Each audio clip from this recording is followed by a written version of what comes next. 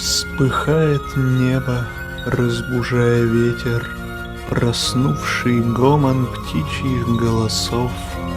Проклинывая все на белом свете, я вновь бежу в нетоптанность лесов.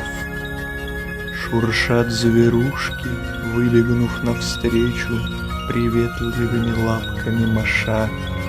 Я среди тут пробуду целый вечер, бессмертные творения пиша.